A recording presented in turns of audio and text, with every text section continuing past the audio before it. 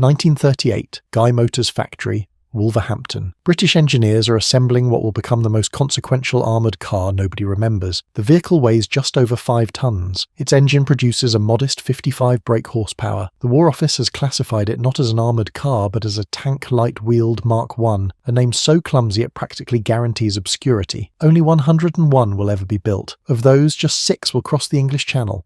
All 6 will be lost in France by June 1940, and yet this forgettable little vehicle will pioneer a manufacturing revolution that saves countless British lives, spawn over 5,000 successors, and carry a secret mission to protect the royal family from Nazi invasion. This is the Guy Armoured Car, and it changed everything. To understand why Britain needed the Guy, you have to understand how badly the British Army had neglected wheeled reconnaissance vehicles throughout the 1930s. For most of that decade, military doctrine held that light tanks should handle battlefield scouting. Armoured cars were relegated to long-range road patrols, a colonial policing role filled by aging machines designed in the late 1920s. The 6-wheeled Lanchester was obsolete. The Morris CS9, the most common British armoured car at the start of the war, was a converted commercial truck with an open-topped turret and just 7mm of riveted steel for protection. Those rivets were a death sentence. When a bullet struck riveted armour plate, the rivets sheared off and became secondary projectiles inside the crew compartment. Meanwhile, Germany was fielding purpose-built armoured cars with enclosed turrets,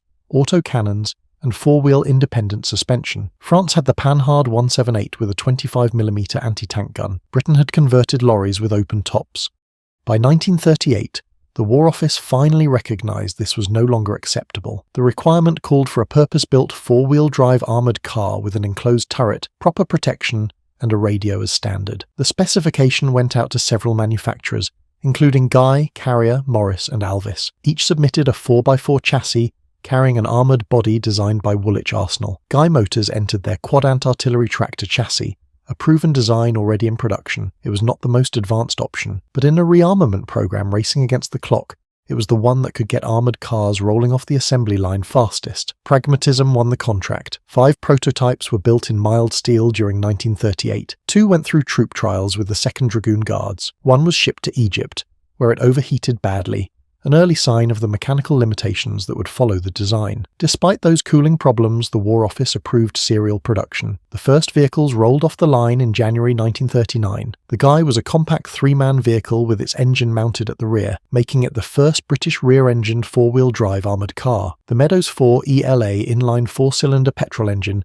displaced 3,686 cubic centimetres. Power reached all 4 wheels through a 4-speed manual gearbox, with a transfer box to rigid front and rear axles on semi-elliptical leaf springs. Top speed on a paved road was 40 miles per hour. Cross-country range was roughly 99 miles. Road range reached 210 miles. The crew consisted of a driver seated centrally in a raised forward compartment, and a commander and gunner sharing a 2-man turret with full 360-degree traverse. A number 19 wireless set came standard, a genuine tactical advantage over many German and French armoured cars that lacked factory-fitted radios. The internal volume was surprisingly generous for a vehicle of this weight class, with stowage capacity for roughly 560 kilograms of equipment. Vision was provided through slotted visors and an episcope for the driver, giving reasonable situational awareness for the period. Production split into 2 marks. The Mark I carried a Vickers .50-inch water-cooled machine gun and a coaxial Vickers .303-inch machine gun. 50 were built. The Mark IA replaced both weapons with a 15mm Besa air-cooled machine gun and a coaxial 7.92mm Besa. 51 of this improved variant were produced. According to Ordnance Trials data, the 15mm Besa could penetrate 25mm of armour at 100 metres, a meaningful improvement over the water-cooled Vickers guns. Armour protection across both marks was 14mm of rolled steel plate. The hull front was sloped at 40 degrees,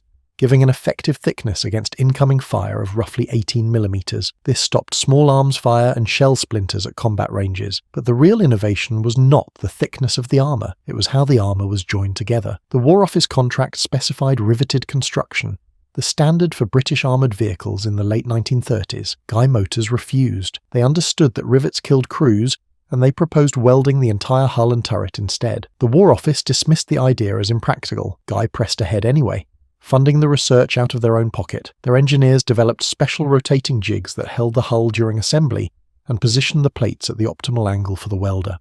Individual 15mm plates were thin and fragile on their own, but once welded into a complete structure, The hull became rigid, sound, and free of the lethal rivet problem. This made the Guy the first British armoured fighting vehicle with an all-welded hull. It was a milestone in military manufacturing, achieved not by a government arsenal, but by a private company in the West Midlands spending its own money. The production run totalled 101 vehicles between January 1939 and October 1940, all assembled at Guy's Fallings Park factory in Wolverhampton. By autumn 1940, Guy could not scale output further without sacrificing their other critical war work. The design was transferred to the Roots Group for mass production as the Humber Armoured Car. Guy supplied the first 140 welded hulls and turrets, along with their rotating jigs and welding patents, completely free of charge. Now, before we see where these vehicles actually fought, if you are enjoying this deep dive into forgotten British engineering, hit subscribe.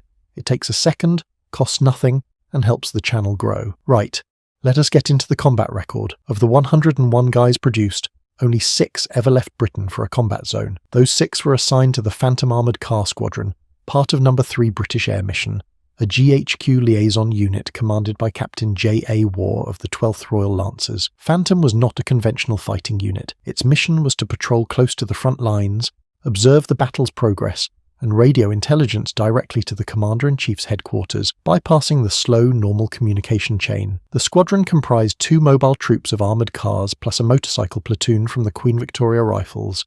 They were based at Valenciennes in northern France near the Belgian border. When Germany invaded the Low Countries on May 10, 1940, Phantom received the code word Azrak and immediately crossed into Belgium. According to the unit's operational records, armoured car patrols confirmed that Tongres had been occupied by 11:30 on the first morning. They reported disorderly Belgian withdrawals west of Hasselt. Over the following days, Phantom relocated 4 times in 15 hours through the chaos of the Allied retreat. By the 18th of May, the squadron was supporting McForce, General Mason McFarlane's composite formation along the Escaut River. On the 23rd of May, Phantom received orders directly from the Commander-in-Chief to investigate the situation west of Hazebrook. Patrols supported the 4th Division at Berks and covered the withdrawal of the 144th Infantry Brigade from Wormhout, pulling out just an hour before SS troops committed the infamous Wormhout massacre. The only documented direct engagement of a Guy Armoured Car took place on May 27, 1940, near Esquelbec. A guy from Phantom Squadron approached a cafe called Hunter's Rest on the road to Sieger's Chapelle. As the vehicle pulled out of a T-junction, a German anti-tank gun fired. The round struck the car, which rolled forward into a shallow ditch and was hit again. It caught fire. 1 crew member died instantly. The other 2 reached the cafe where SS troops closed in. A brutal hand-to-hand fight followed. 2nd Lieutenant Piers Richard Edgecombe of the 12th Lancers, 25 years old, and Lance Corporal Leonard Frank Webber of the Queen Victoria Rifles, 19 years old, were both killed. Their bodies were buried in a hasty roadside grave. Edgecombe's identity remained unconfirmed for 80 years, until amateur historian Andrew Newson tracked down the evidence. The Commonwealth War Graves Commission officially rededicated his headstone on May 27, 2022. Air Marshal Barrett praised Phantom's intelligence work. A staff officer at British Air Forces in France wrote on May 28, 1940, that when Phantom closed down, the main source of information in the north was gone. All 6 guys sent to France were lost. The remaining 95 vehicles served across Britain in home defence, airfield protection, and training roles. 14 Guy, Mark I's, went to the 1st Belgian Armoured Car Squadron in October 1941. The Dutch Armoured Car Squadron of the Princess Irene Brigade received 4 or 5 Mark I's. 4 more Guys received perhaps the most extraordinary assignment of any British vehicle in the war. These were allocated to the Coates mission, a top-secret contingency plan to evacuate King George VI, Queen Elizabeth, Princess Elizabeth, and Princess Margaret if Germany invaded. The guns were removed and extra passenger seats fitted. Under Lieutenant W. A. Morris of the 12th Lancers, these modified Guys stood ready at Windsor from July 1940 to March 1941, with evacuation routes plotted to Liverpool or Holyhead for a sea crossing to Canada. The plan designated a chain of country houses as safe refuges along the route, including Newby Hall, Pitchford Hall and Madresfield Court. If the Germans had pushed as far as the Midlands, the royal family would have been driven to the coast and evacuated to Hatley Castle on Vancouver Island. The mission was led by Major James Coates of the Coldstream Guards and eventually disbanded in 1942, when the invasion threat receded, so the Guy barely fought. Why does it matter? Because its welding revolution cascaded through the entire British armoured vehicle industry. When Guy handed their design to the Roots Group, the Humber Mark I that resulted was essentially a Guy hull, on a more powerful carrier chassis with 90 horsepower instead of 55. Over 5,400 Humber Armoured Cars were built between 1941 and 1945. They served in North Africa, Italy, Normandy, and the final drive into Germany. Every single one traced its welded hull directly back to the little guy from Wolverhampton. In 1953, the Royal Commission for Awards to Inventors recognised Guy Motors for their contribution, awarding a token £5,000, acknowledging that the freely shared welding innovation had saved a considerable number of lives and the country money. How did the Guy compare to its enemies? The German SDKFZ 222, its closest counterpart, was faster at 80 to 90 km per hour. It carried a 20mm autocannon with both armor-piercing and high-explosive rounds, giving it anti-armor capability the Guy's machine guns could not match. But the SDKFZ 222 had an open-topped turret covered only by wire mesh, leaving crews exposed to grenades and overhead bursts. The Guy's fully enclosed turret and standard wireless set were genuine advantages in the confusion of fast-moving battle.